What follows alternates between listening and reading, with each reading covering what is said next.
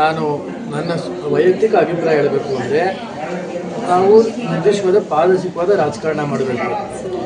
ಈ ನಮ್ಮ ಜಿಲ್ಲೆ, ನಮ್ಮ ತಾಲೂಕು, ನಮ್ಮ ರಾಜ್ಯ ಅಭಿವೃದ್ಧಿಪಡಿಸೋದು ನಮ್ಮ ಗುರಿ ಇರಬೇಕು. ನಮ್ಮನ್ನು ಏನಕ್ಕೆ ಆಯ್ಕೆ ಮಾಡಿ ಕಳಿಸಿ ಅದು ನಮ್ಮ ಮುಖ್ಯ ಇರಬೇಕು. ಇಲ್ಲಿ ಸುಮ್ಮನೆ ಅವ್ರವ್ರ ವೈಯಕ್ತಿಕ ಇಟ್ಕೊಂಡು ಅವ್ರು ಹನಿ ಟ್ರ್ಯಾಪ್ ಮಾಡೋದು, ಆಮೇಲೆ ತಾವು ಸಿ ಎಮ್ ಆಗೋದಕ್ಕೋಸ್ಕರ ಇನ್ನೊಬ್ರನ್ನ ಯಾರು ರಾಜಕಾರಣಿಗಳನ್ನ ಈ ರೀತಿಯಾಗಿ ಅದು ಅವ್ರಿಗೆ ಕೆಟ್ಟ ಹೆಸರು ಬರೋ ರೀತಿಯಲ್ಲಿ ಈ ರೀತಿ ಹನಿ ಟ್ರ್ಯಾಪ್ ಮಾಡೋದು, ಅವನ್ನ ಇಂಡೈರೆಕ್ಟಾಗಿ ಬ್ಲ್ಯಾಕ್ ಮೇಲ್ ಮಾಡೋದು, ಕಂಟ್ರೋಲ್ ಇಟ್ಕೊಳ್ಳೋದು, ಇದೆಲ್ಲ ಒಳ್ಳೆಯ ಬೆಳವಣಿಗೆಗಳಲ್ಲ ಈ ಒಂದು ರಾಜಕಾರಣದಲ್ಲಿ. ಯಾಕೆಂದರೆ ರಾಜ್ಯದ ಜನರು ಅದನ್ನು ನೋಡ್ತಾ ಇದ್ದಾರೆ. ಇವತ್ತು ಯಾರು ಏನು ಸುಮ್ಮನೆ ಕೂತಿಲ್ಲ. ಇವತ್ತು ಈ ಕೆಟ್ಟ ವ್ಯವಸ್ಥೆ ನಮ್ಮ ಕರ್ನಾಟಕದಲ್ಲಿ ನಿಜವಾಗ್ಲೂ ಒಂದು ದುಸ್ಥಿತಿ ಅಂತ ಹೇಳಕ್ಕೆ ಬಯಸ್ತೀನಿ. ನಾನು ಇಷ್ಟು ಹೇಳಿದ್ರೆ ನಾನು ಜಾಸ್ತಿ ಅನ್ನೋದ್ರ ಬಗ್ಗೆ ಹೆಚ್ಚಾಗಿ ಅದ್ರ ಬಗ್ಗೆ ಹೆಚ್ಚು ಮಾಹಿತಿ ಇಲ್ಲ.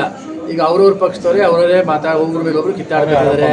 ಈಗ ರಾಜಣ್ಣ ಅವ್ರನ್ನ ಯಾವ ಸಚಿವರು ಹೋಗಿ ಭೇಟಿ ಮಾಡಿದ್ರು, ಯಾರ್ಯಾರು ಕಾಂಗ್ರೆಸ್ ಹಿರಿಯ ಧುರೀಣ ಕರ್ಕೊಂಡೋಗಿ ಭೇಟಿ ಮಾಡಿದ್ರು, ನೀವೇ ಮಾಧ್ಯಮಗಳನ್ನು ತೋರಿಸ್ತಾ ಇದ್ದೀರಾ. ಅದಕ್ಕೆ ಅದ್ರ ಬಗ್ಗೆ ಹೆಚ್ಚಿನ ಚರ್ಚೆ ನಾವು ಮಾಡೋಕ್ಕೆ ಇಷ್ಟಪಡಲ್ಲ.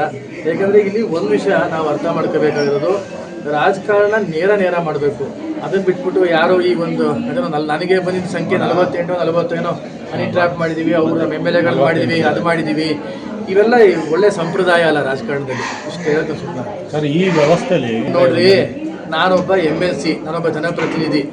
ಯಾರೋ SP ಯಾರ ಸುಜಿತಾ ಏನಪ್ಪ ಅವಳು SP, ನಾನು ಹೋಗಿ ಒಂದು ದಿನ ಆದರೂ ಕೂಡ ನನ್ನ ಕಂಪ್ಲೇಂಟ್ನ ನನ್ನ ಮನವಿನ ಸ್ವೀಕಾರ ಮಾಡಲ್ಲ, FIR ಮಾಡಲ್ಲ, ನಮ್ಮ ಪೆಟಿಷನ್ನ.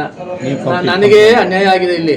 ಇನ್ನು ನಮ್ಮ ಜನಸಾಮಾನ್ಯರು, ನಮ್ಮ ಜಿಲ್ಲೆ ಜನ ನಾವೇನ್ರಿ ಮಾತಾಡೋದು?